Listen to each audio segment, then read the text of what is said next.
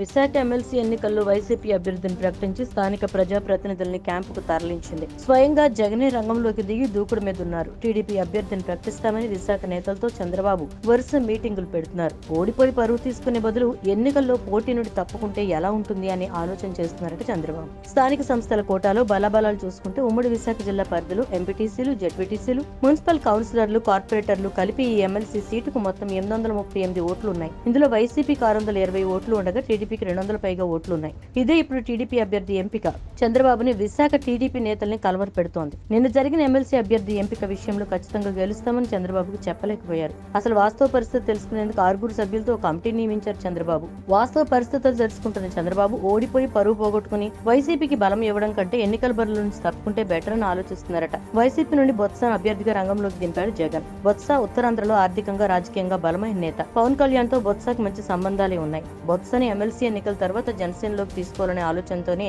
పవన్ కళ్యాణ్ చంద్రబాబుకి అభ్యర్థిని పెట్టొద్దని సూచించారట. చంద్రబాబు కూడా సుముఖంగానే ఉన్నారట. కూటమి నుంచి అభ్యర్థిని పెడితే ఒక్కో వైసీపీ అభ్యర్థికి 20 లక్షల నుంచి 30 లక్షలు ఇవ్వాలి, 100 కోట్లు ఖర్చు పెట్టాలి. ఇంత చేసిన వైసీపీ గెలిస్తే ప్రజల్లో బలం పెరుగుతుందని, ప్రజలు ఓట్లు వేసేవి కాకుండా 2 నెలలకే టీడీపీపై వ్యతిరేకత పెరుగుతుంది అనే సంకేతాలు వెళ్తాయని చంద్రబాబు ఆలోచిస్తున్నారట. అందుకే పవన్ సూచనలతో చంద్రబాబు డైలమాలో పడ్డారట.